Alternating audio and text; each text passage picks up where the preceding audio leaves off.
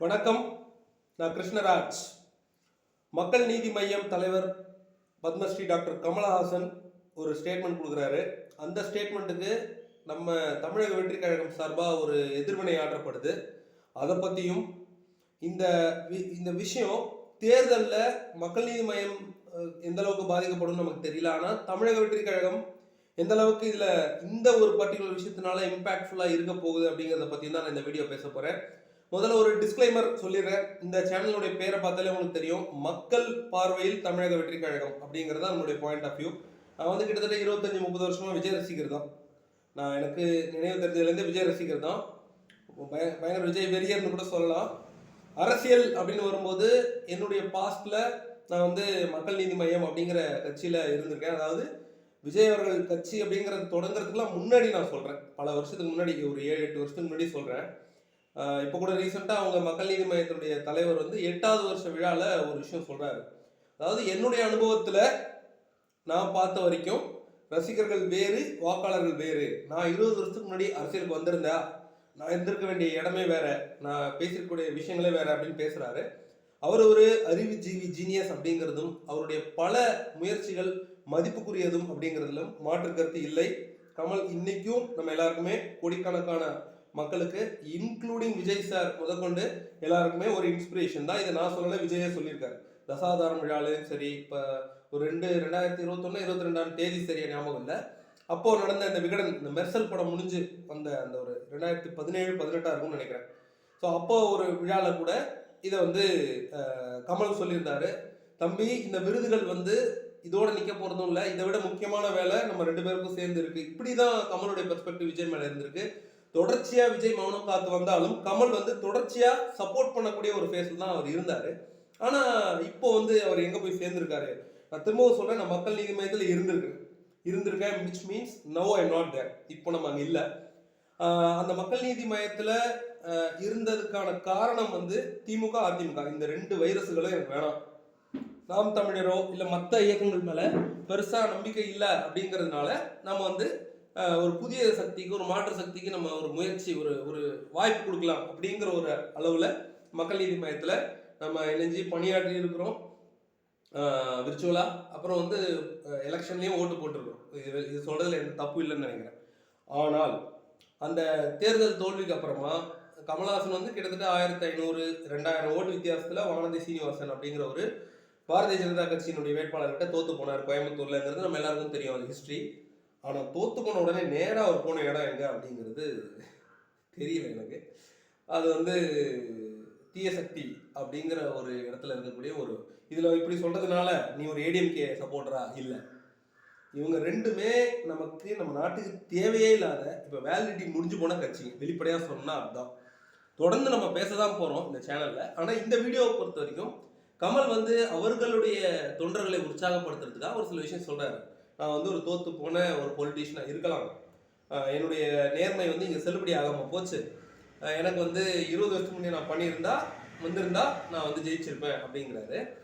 அவர் மேலே திரும்பவும் சொல்கிறேன், கமல் ரசிகர்கள் வந்து யாரும் கோச்சிக்காதீங்க. நானும் இன்னைக்கும் கமல் ரசிகர் தான், எனக்கும் கமல் ரசிகர், விஜய் ரசிகர் தான். இந்த 2மே எனக்கு வேணும் தான். ஆனால் அந்த இடத்துல அவர் அப்படி ஒரு ஸ்டேட்மெண்ட் கொடுக்கறது அவருடைய சொந்த குரலாங்கிறது நமக்கு கேள்வியாக இருக்குது. தமிழக வெற்றி கழகத்தினுடைய சார்பில் அவங்களுடைய துணை பொதுச் செயலாளர் ஒருத்தர் வந்து ஒரு அறிக்கை கொடுக்குறாரு. நீங்கள் ஆளும் திமுக அரசு எதிராக ஒரு காலத்தில் டிவியை தூக்கி போட்டு உடச்சிருக்கீங்க, நான் வந்து சாவர வரைக்கும் சக்கர நாற்காலியில் உட்காந்துட்டு அரசியல் செய்ய மாட்டேன்னு சொல்கிறீங்க. அதை பற்றி கேட்கும்போது நான் கலைஞரை சொல்லலை, கலைஞரை அவமானப்படுத்தலை, கலைஞரை அவமானப்படுத்தணும்னா MK ஸ்டாலினுங்கிற பேரை சொன்னாலே போதும்னு சொன்ன நீங்கள் போய் சேர்ந்த இடம், இப்போ நீங்களே தான் சொல்லியிருக்கீங்க. அதாவது கமல்ஹாசன் அவர்களுக்கு நான் சொல்கிறேன், நீங்களே சொல்லியிருக்கீங்க, ஒரு தலைவன் தப்பு பண்ணாலும் கேட்கக்கூடிய எவர் சொன்ன சொல்லானாலும் உன் பகுத்தறிவால் அதை பகுத்தறிந்து பார்த்து தான் நீ எடுத்துக்கணும் அப்படிங்கிறது வேற யாரோ சொன்னதை கோட் பண்ணி நீங்கள் பல முறை சொல்லியிருக்கீங்க. உங்களுடைய அந்த பெரியார் கருத்துக்களுக்குள்ளலாம் நான் வரல, அதை பற்றி இந்த வீடியோவில் நம்ம பேச வேணாம். ஆனால் நீங்கள் சொன்ன பாயிண்ட் ஆஃப் வியூ நான் சொல்கிறேன். ஸோ ஒரு தலைவனாக இருந்த ஒருத்தர் தப்பு பண்ணும்போது, இல்லை இவரை போய் சேர்ற இடம் இருக்குல்ல, அந்த சேர்ற இடம் அது வந்து கண்டிப்பாக நல்ல இடம் இல்லைங்கிறது என்னுடைய கருத்து, வெகுஜன மக்களுடைய கருத்து. அதான் 2026 கண்டிப்பாக தெரியும். அங்கே இருந்துக்கிட்டு நீங்கள் சாதாரணமாக, இப்போ சில பேர் சொல்கிறாங்க கமல் வந்து பாசிட்டிவாக தானப்பா சொன்னார். அதாவது என்னுடைய அறிவுரை இது, என்னுடைய அனுபவம் இது, இதை எடுத்துக்கோங்க அப்படிங்கிற இதுதான் சொன்னார். அவர் எங்கேயுமே விஜய்ங்கிற பேர் விஜய்ங்கிற பேரை சொல்லலை. ஆனால் நீங்கள் எங்கேருந்து சொல்கிறீங்கன்னு ஒன்று இருக்குல்ல. இப்போ நான் சொன்ன இந்த துணை பொதுச் செயலாளர் ஃப்ரம் தமிழக வெற்றி கழகம் அவர் சொல்லியிருக்கிறது என்ன அப்படின்னா, நீங்கள் பிக் பாஸுக்கு போட்ட முயற்சியில் மக்கள் பணியில் பாதி கூட நீங்கள் போடலைன்னு சொல்லியிருக்காரு. இதெல்லாம் ரொம்ப தவறான விஷயமா நான் பார்க்குறேன். அதுக்கு நான் அப்புறமா வரேன். கமல் பாயிண்ட் ஆஃப் வியூவில் அவர் சொன்னது கரெக்டா அப்படின்னு கேட்டால் 50-50 நான் சொல்வேன். அவருடைய அனுபவத்தை அவர் சொல்றதுக்கு அவருக்கு எல்லா உரிமையும் இருக்குது. ஆனால் அவர் நம்மளை தான் சொல்றாரு அப்படிங்கிறத நாமளா இதை பெருசு பண்ணி இப்போ கண்டிப்பாக ஒரு துணை பொதுச்சாளர் ஒரு அறிக்கை கொடுக்குறாரு கமலுக்கு அகேன்ஸ்டா, மக்கள் நீதி மையத்துக்கு அகேன்ஸ்டா அப்படின்னா அது தலைவர் விஜய்க்கு தெரியாம, அதாவது தமிழக வெற்றி கழகத்துடைய தலைவர் விஜய்க்கு தெரியாம வந்திருக்கிறதுக்கு வாய்ப்புகளே கிடையாது. கொஞ்ச நாளைக்கு முன்னாடி கூட சீமான் தேவையில்லாம வாய விட்டாரு ஆஸ் ஆல்வேஸ். இப்போ சீமான் விஜய் வாய் கொழுப்புனாரு, இந்த பக்கம் இல்லை அந்த பக்கம் இல்லை நடுவில் நின்னா லாரியில் அடிப்பட்டு செத்துருவான்னு சொன்னார். பல விஷயங்கள் சொன்னார். அதாவது இந்த மாதிரி பேசுகிறவங்களுடைய வார்த்தைகளுக்கு பெருசாக நம்ம தமிழ் தேசியத்தினால நமக்கு மதிப்பு இருந்தாலும், பெருமதிப்பு இருந்தாலும், ஒரு சீமான் ஒரு எழுச்சி மிகு பேச்சாளர் அப்படிங்கிறது இருந்தாலும், ஒரு தலைவனுக்கே உரிய இலக்கணம் அப்படிங்கிறது அவருடைய பிரபாகரனுடைய பிள்ளைகள்னு சொல்றாரு. அப்போ அவருடைய மேதகு பிரபாகரனுடைய விஷன் இருந்தால் கூட அவருடைய குவாலிட்டி சீமான்கிட்ட இல்லாதனால தான் இன்னைக்கு வரைக்கும் அவர் கட்டுத்தொகை எழுந்துட்டு இருக்காரு அப்படின்னு சொல்லி தமிழக வெற்றி கழகத்திலேருந்து ஒரு அறிக்கை கொடுத்தாங்க. அதை நம்ம முழுசா ஆதரிக்கிறோம். ஏன்னா சீமான் அப்படி பேசியிருக்க கூடாது. பணக்கொழுப்புல விஜய் ஒன்றும் இங்கே அரசியல் ஆலோசகர்கள்லாம் வச்சுட்டு விளையாடிட்டு இல்லை. பிராக்டிக்கலாக நடைமுறை அரசியல் என்னன்னு தெரிஞ்சு அன்னைக்கு பெரியாரும் அண்ணாவும் இருந்தாங்கன்னா அன்னைக்கு மக்கள் கொள்கையை ஏற்றுட்டு இருந்தான். மக்கள் ரொம்ப பிலாசாபிக்கலா இருந்தான். இன்னைக்கு மக்கள் அப்படி இருக்காங்களா? இன்னைக்கு எல்லாமே ஆண்ட்ராய்டு உலகமாயிடுச்சு. நான் என்னையும் சேர்த்து தான் நான் சொல்றேன். நீ மக்கள் எப்படி இருக்காங்களோ அதுக்கேற்ற காலத்தை பயிர் செய்யன்னு சொல்றாங்கல்ல, காலத்துக்கு ஏற்ற மாதிரி தான் பயிர் செய்ய முடியும். இன்னைக்கு எலெக்ஷன் ஸ்ட்ராட்டஜிஸ்ட் வேணும். உங்களுக்கு இல்லை, உங்கள்கிட்ட பணமும் இல்லை. அதனால நீங்க பேசுறது இக்னோர் பண்ணிட்டு போகலாம். அந்த கருத்துக்குள்ள நம்ம போகலாம். பட் கமல் சார் மாதிரி ஒருத்தர், ஒரு இன்டெலெக்சுவல், அவர் ஒரு விஷயத்த சொல்லும்போது அவருடைய பெர்ஸ்பெக்டிவே, ஒரு அரசியல்னு அவர் வர்ற பெர்ஸ்பெக்டிவே வேற, விஜய் வரக்கூடிய பெர்ஸ்பெக்டிவ் வேற. கமலுக்கு அவர் சொல்ற 20 வருஷத்துக்கு முன்னாடி கூட இந்த அளவுக்கு விஜய் அளவுக்கு கமலை விட விஜய் பெரியவரா அப்படின்னு கேட்காரு. ரஜினி வேற, கமல் வேற, எம்ஜிஆர் வேற, சிவாஜி வேறன்னு இருக்குல்ல, அந்த மாதிரி தான் விஜய்ங்கிறது. இங்க நிறைய பேர், என்ன மட்டும் நான் சொல்றேன், இங்க நிறைய பேர் விஜய் படங்கள், விஜய் அவ்வளோ ரசிகராக இருந்தால் கூட விஜய் படங்கள்ல பிடிக்காத படங்களும் சில வசனங்களும் பிடிக்காமலும் எனக்கு இருந்திருக்கு. நான் இல்லை, அது மெச்சூரான ரசிகர்கள் எல்லாரும் அதை ஒத்துப்பாங்க. ஆனால் எல்லாருமே இந்த மனநிலையில் இருப்பாங்களான்னு கேள்வி வரும். கண்டிப்பாக இருக்க மாட்டாங்க. அதனால தான் நான் நடுநிலையில் பேசுகிறேன். கமல் பேசுனது சரி, ஆனால் நீங்கள் எந்த இடத்துல இருந்து பேசுறீங்க? கூடவே என்ன சொல்றீங்க, இந்த வருஷம் நாடாளுமன்றத்தில் நம்மளுடைய குரல் ஒலிக்கும், அடுத்த வருஷம் சட்டமன்றத்தில் நம்மளுடைய குரல் ஒலிக்கும்னு சொல்றீங்க. அப்போ அந்த ராஜ்யசபா சீட்டுக்காக, எம்பி சீட்டுக்காக தான் நீங்க 4 வருஷமா அங்க இருக்கீங்கன்றது எல்லாரும் சொல்றத நீங்களே ஒத்துக்கிட்டீங்க. அது தப்பு ஆண்டவரே, அப்படிதான் நான் சொல்ல முடியும். ஏன்னா உங்களுடைய பல விஷயங்கள், ஒரு விஷயத்த அறிவியல் பூர்வமாக அணுகணும், புது டெக்னாலஜிஸ் அடாப்ட் பண்ணுறது, கடவுள் மறுப்பு, மூட நம்பிக்கைகளை எதிர்க்கிறது, இது எல்லாத்துக்கும் ஹேட்ஸ் ஆஃப் சார். ஆனால் தேர்தல் இங்கே வரும்போது எல்லா மக்களும் தான் இங்கே இருக்கான். இங்கே நான் தமிழ் தேசியமும் திராவிடமும் என் 2 கண்ணுன்னு சொன்னால் மட்டும்தான் என்னால் இங்கே எல்லா மக்களையும் கவர்ந்து நாட்டுக்கு ஒரு விஷச்செடியாக வளர்ந்து நிற்கக்கூடிய ஒரு ஆட்சியை அகற்ற முடியும்னா அது செய்யறதுல என்ன தப்பு இருக்குது? அது செய்யறதுல என்ன தப்பு இருக்குது? ஒருத்தர் கேரி நீங்களே சொல்றீங்க 20 வருஷத்துக்கு முன்னாடி நான் வந்திருக்கணும்னு. 20 வருஷத்துக்கு முன்னாடி வரணுங்கிற நீங்க எனக்கு தெரிஞ்சு 20 வருஷத்துக்கு முன்னாடி பமல் கே சம்பந்தம் ஆளா வந்தாலாம் நினைச்சிட்டு இருந்தீங்க. அந்த டைம் நீங்க வந்திருப்பீங்களா? ஆனா விஜய் வர்றாரு. இது பல பேருக்கு கொஞ்சம் நான் சொல்லும்போது நீ ஒரு அணில், நீ ஒரு விஜய் ஃபேனா சொல்ற. ஆமா, இல்லை நான் சொல்லலையே. ஆமா, ஒருத்தன் 250 கோடி ரூபாயை விட்டுட்டு ஒருத்தன் வரானா அவன் பிளான் இல்லாமல் வருவானா? இல்லை பேக்கப்லேயே வச்சுக்கோங்களேன். சில பேர் சொல்றாங்க விஜய்க்கு ஃபாரின் ஃபண்ட்ஸ் வருது, கிறிஸ்டியன் ஃபண்ட்ஸ் வருது, மிஷனரி ஃபண்ட்ஸ் வருது, ஆதவர்ஜன் இருக்கட்டுமேங்க. அது ரிஸ்க் தானேங்க. ஒரு குதிரை மேலே பந்தயம் கட்டுற மாதிரி ஒரு இது தானே இது. இப்போ போயிட்டு திரும்ப விஜய் வந்தாலும் நான் திரும்பவும் சொல்கிறேன், விஜய் பர்ஃபெக்ட்டு, அரசியல் அவருக்கு எல்லாம் தெரியும், அவர் பர்ஃபெக்டாக ஜெயிச்சிருவாருன்னு நான் சொல்லலை. ஆனால் இது வரைக்கும் யாரையுமே தரக்குறைவாக விமர்சிக்காத தமிழக வெற்றி கழகம் சீமானை விமர்சிச்சாங்கன்னா அவர் பேசின பேச்சு அந்த மாதிரி ஹி டிசர்வ்ஸ் இட். ஆனால் கமலஹாசன் ரொம்ப தன்மையாக பேசின ஒரு விஷயத்துக்கு இப்படி ஒரு எதிர்வினை ஆற்றிருக்க வேண்டாம்ங்கிறது என்னுடைய கருத்து. 2 ஸ்டேட்மெண்ட் ரொம்ப டிஸ்டர்பிங்காக இருக்குது. அதை மட்டும் சொல்லிட்டு நான் இந்த வீடியோவை கம்ப்ளீட் பண்ணுறேன். முதல் ஸ்டேட்மெண்ட் நீங்கள் டிவியை உடைச்சிட்டு போய் தீய சக்திகளோட சேர்ந்து எங்கே இருக்கீங்க, அவங்களுக்கு டப்பிங் பண்ணிட்டு இருக்கீங்கன்னு சொன்னீங்க. அது உண்மை, அதில் எந்த பிரச்சனையும் இல்லை. ஆனால் பிக் பாஸில் நீங்கள் உழைச்ச உழைப்ப மக்கள்கிட்ட உழைச்சிருக்கணும். இன்னைக்கு ஃபீல்ட் அவுட் ஆகிட்டு நீங்கள் இங்கே வந்திருக்கீங்க. நீங்கள் வந்து எப்படி சொல்லலாம், என்னால் முடியுங்கிறது தன்னம்பிக்கை, என்னால் மட்டும்தான் முடியுங்கிறது தலகாணம்னு சொல்லுவாங்க இல்லையா? அது மாதிரி தான் இந்த ஸ்டேட்மெண்ட் இருக்குது தமிழக வெற்றி கழகத்துடைய இந்த ஸ்டேட்மெண்ட். நானும் தமிழக வெற்றி கழகம் தான், நானும் விஜய் சப்போர்ட்டர் தான், அவங்களுக்கு தான் ஓட்டு போடணும் தான் நானும் சொல்ல வரேன். ஆனால் ஒரு பிழைகளை திருத்திக்கிறதுல எந்த தப்பும் இல்லை. இப்போ ஒரு தலைவனுடைய கண் பார்வைக்கு தெரியாம இந்த அறிக்கை வந்திருக்க வாய்ப்பு இல்லை. கமல் சார் மாதிரியான லெஜெண்டரி ஆக்டர்ஸ் இருக்கக்கூடிய அதே ஃபீல்ட்ல இப்போ நீங்கள் ஆல்ரெடி ரஜினி ஃபேன்ஸ் நமக்கு எதிராக இருக்கிறாங்க. அதுக்கு காரணம் அந்த அவங்களுடைய இம்மெச்சூரிட்டி, ரஜினியுடைய ஒரு எப்படி சொல்லலாம் பெருந்தன்மை இல்லாத ஒரு விஷயம். அவருக்கு யாராக இருந்தாலும் வரும் தானே ஒரு ஒரு காழ்ப்புணர்ச்சி வரும். அவர் மேடையில் இல்லைன்னு சொன்னால் கூட அவருடைய ரசிகர்கள் அதை செய்கிறாங்க. அஜித் ஃபேன்ஸ் நம்ம சொல்லவே வேணாமா மச்சான். பட் நிறைய பேர் பார்த்தீங்கன்னா ரசிகன் தளபதி தொண்டன்னு மாறிட்டாங்க. அதெல்லாம் விட்டுருங்க. உண்மையிலேயே இந்த நாடு மாறணும்னு இன்ட்ரெஸ்ட் இருக்கக்கூடிய, உண்மையிலேயே இந்த நாட்டில் ஒரு சின்ன அளவுலையாவது மாற்றத்தை கொண்டு வரணும்னு இன்ட்ரெஸ்ட் இருக்கிறவங்க எப்பாடு பட்டாது இந்த ஆட்சியா இங்கே இருக்கிற இந்த ஆட்சியும் சென்ட்ரல் இருக்கக்கூடிய அந்த ஆட்சியும் அகற்றணும்னு நினைக்கிறதுல என்ன தப்பு இருக்கு? அப்போ அப்படி ஒருத்தர் வரும்போது உங்களால் ஒரு வாழ்த்து கூட சொல்ல முடியலை. இது வந்து நான் வெளிப்படையாகவே கமல் சார் மேலே ஒரு ஓப்பனான ஒரு புகாரான கொடுக்குறேன். எனக்கு கமல் வெறியன் தான் நானே தான் சொல்கிறேன். ஒரு சாமானியனுடைய குரலை நான் பேசுகிறேன். அதனால் வந்து தனிப்பட்ட அதெல்லாம் கிடையாது. இதில் எந்த பெனிஃபிட்டும் எனக்கு கிடையாது. சும்மா நான் என்னுடைய ஆஃபீஸ்லேருந்து இந்த வீடியோ பண்ணிகிட்டு இருக்கேன். யாரும் இங்கே வந்து பேக்கப்லாம் பண்ணல, உடனே அப்படிலாம் நினைக்க வேண்டாம். எதுக்கு இதை சொல்கிறேன் அப்படின்னா, மெர்சல் படம் சென்சார் பிரச்சனை வந்தப்போவும் நீங்கள் சப்போர்ட் பண்ணி பல இடங்களில் விஜய் நீங்கள் சப்போர்ட் பண்ணியிருக்கீங்க. ஆனால் தமிழக வெற்றி கழகம்னு ஒரு கட்சி ஆரம்பிச்சப்போ, அந்த கட்சி ஓராண்டு நிறைவு செஞ்சப்போ, இல்லை விஜய்க்கு தொடர்ச்சியாக அரசியல் ரீதியாக வந்த பிரச்சனை வந்தப்போ நீங்கள் ஒரு வார்த்தை கூட, நீங்கள் அமெரிக்காவில் இருங்க, எங்களோட இல்லை வேறு பிளானட்ல கூட இருங்க, ஒரு வார்த்தை உங்களால் சப்போர்ட் பண்ண முடியல. அப்போது அதுக்கு பின்னால் என்ன இருக்குது, என்ன நோக்கம் இருக்குது? அப்போ நீங்கள் எம்பி ஆகிறது முக்கியமாக? நீங்கள் தானே சொல்கிறீங்க நான் சிஎம் ஆகிறதுக்கு வரல, மக்கள் பணி செய்யறதுக்காக வந்திருக்கேன். மையம்னா எல்லாருடைய கருத்துக்களும் நான் எடுத்துக்கிறேன். எது சரியோ அதை எடுத்துக்கிறேன். இது சரியா? ஏங்க சிஎம், நான் வெளிப்படையாக சொல்கிறேன், இன்னைக்கு 24 February 2025, 2 நாளைக்கு முன்னாடி சிஎம் இங்கே வந்தார்.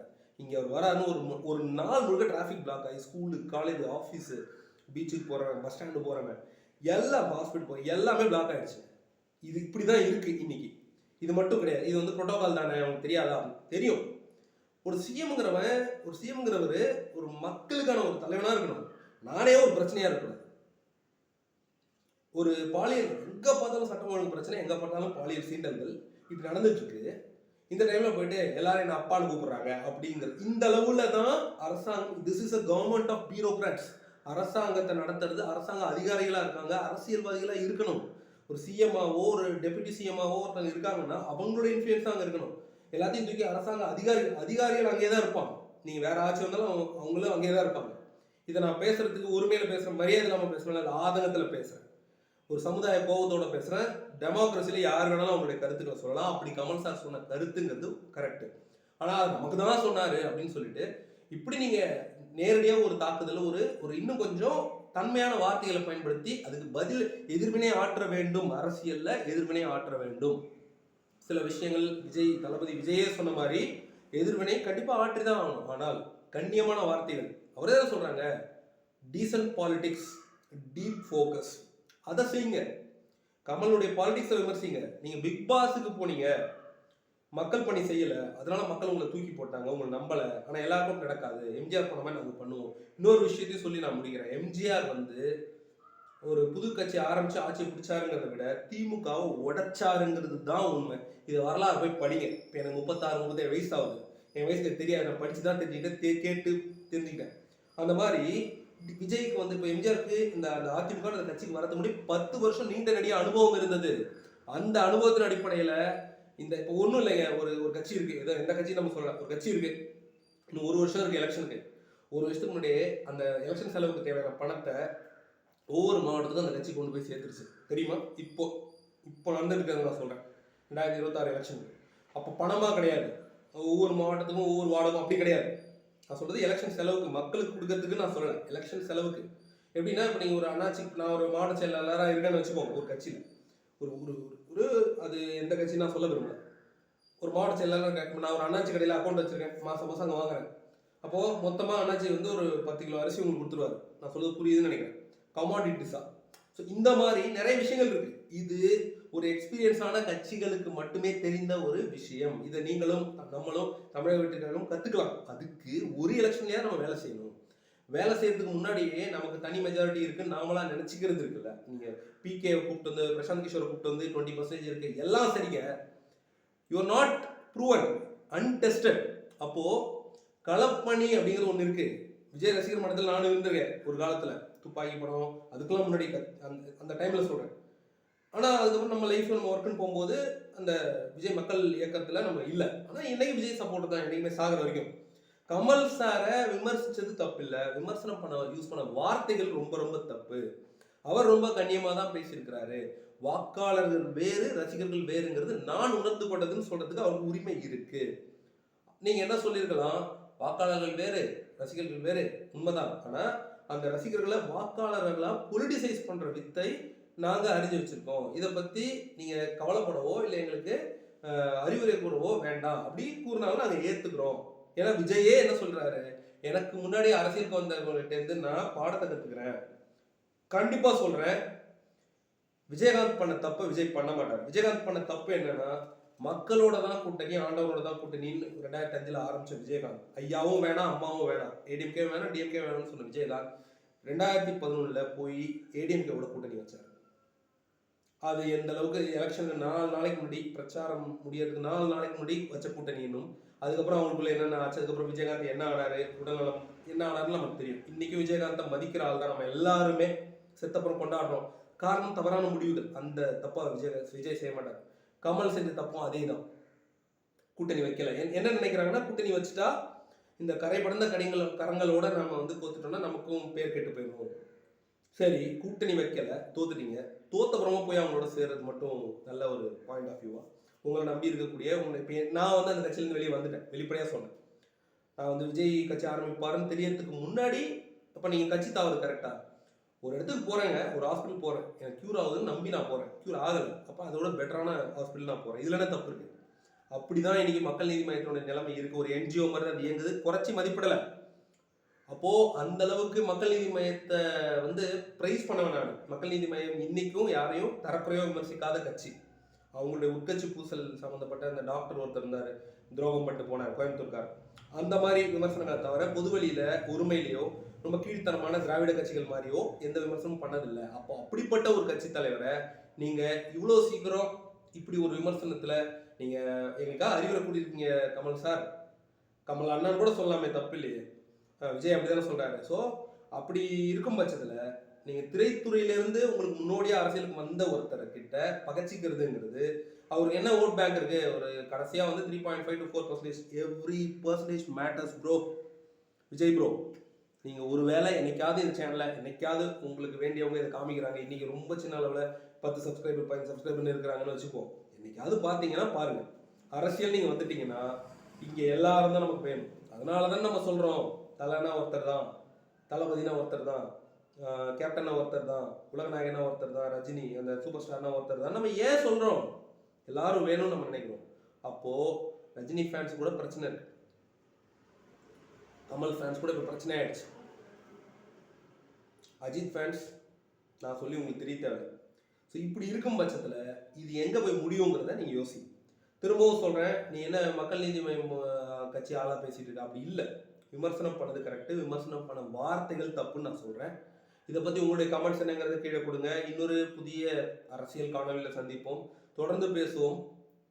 தமிழக வெற்றி கழகம் சார்ந்த எல்லா விஷயங்களையும் நம்ம வந்து கருத்து தெரிவிக்கணுங்கிறதும், அதை எப்படி கொண்டு நீ என்ன பெரிய அரசியல்வாதியா, பெரிய அரசியல் ஞானியா யூடியூப்ல அப்படி கேட்காதீங்க. ஒரு சாமானியன் ஒரு புது கட்சி வரும்போது எல்லாருக்கும் ஒரு உத்வேகம் வரும். அந்த புது கட்சி எப்படி உடைக்கணும்னு பெரிய கட்சிகள் சொல்லிட்டு இருப்பாங்க தொடர்ந்து. ஒரு சாமானியன் பார்வையில் இந்த கட்சி எப்படி இருந்தால் நல்லா இருக்கும் அப்படிங்கிறது மட்டும்தான் நம்ம சொல்கிறோம், மற்றபடி வேறு ஒன்றும் இல்லை. நான் கடலூர்லேருந்து பேசிகிட்டு இருக்கேன், அதையும் நான் ஒரு தகவலாக சொல்கிறேன். இங்கே கடலூர் மாவட்ட தலைமை பார்த்தீங்கன்னாலும் இதை கொண்டு போங்க. இது பெரிய வீடியோ வாங்கினீங்கன்னா பெரிய புது விஷயம் சொல்லிட்டியா, தலைமை தானே சொல்லணும், தலைமை தானே சொல்லணும், ஒரு கருத்தாக நான் சொல்கிறேன். ஒரு மக்களுக்காக தான் நீங்கள் கட்சி நடத்துகிறோம். நம்ம இப்போ மக்களுடைய பார்வையும் மக்களுடைய கமெண்ட்ஸுக்கும் அங்கே மதிப்பு இருக்க வேண்டும். நான் திரும்பவும் சொல்கிறேன், நான் விஜய் ரசிகர் தான். ஸோ தளபதி விஜய் வந்து ஜெயிச்சுட்டா கூட திரும்ப சினிமாவுக்கு வந்துடுவார், ஆனால் தோத்துட்டா வரமாட்டார். இதுக்கான அர்த்தம் புரியுதுன்னு நான் நினைக்கிறேன். இது வரைக்கும் அந்த 30 வருஷத்தில் எவ்வளோ அவமானங்கள், எவ்வளோ அரசியல் அழுத்தங்கள், தன்னுடைய சொந்த தந்தையாலேயே உயர்ந்தவர்னு ஒரு பட்டம் இருக்குது, ஆனால் அவராலே எவ்வளோ பிரச்சனை வந்ததுன்றது எல்லாருக்கும் தெரியும். அந்த மாதிரி சுச்சுவேஷன் இருக்கிறவங்களுக்கு தான் அது புரியும். ஸோ அதனால் சொல்கிறேன். ஸோ அவர் ஜெயிச்சுட்டா கூட திரும்ப வரதுக்கு வாய்ப்பு இருக்குது. ஒருவேளை கமல்ஹாசன் சார் மாதிரி தோற்று போயிட்டாருன்னா திரும்ப சினிமாக்கெலாம் வரமாட்டார், ஜெயிக்கிற வரைக்கும் அவங்க வரமாட்டார். ஸோ அதனால் பிறப்புக்கும் எல்லா உயிருக்கும் அப்படிங்கிற அந்த டேக்லைனை கொண்டிருக்கக்கூடிய தமிழக வெற்றி கழகம் அதை ஃபாலோ பண்ணணும். அந்த மாற்றான் தோட்டத்து மல்லிகைக்கும் மனம் உண்டுங்கிற ஒரு விஷயம் இருக்குது. நம்மளுடைய கருத்துக்கு எதிர்கருத்து இருக்கிறவங்களுக்கும் மதிப்பு கொடுக்கணும். அதை கண்ணியமான வார்த்தைகளில் நீங்கள் பேசுங்க அப்படிங்கிறது தான் இந்த வீடியோனுடைய நோக்கம். கொஞ்சம் லென்த்தியாக போச்சு, சாரி ஃபார் தட். நன்றி.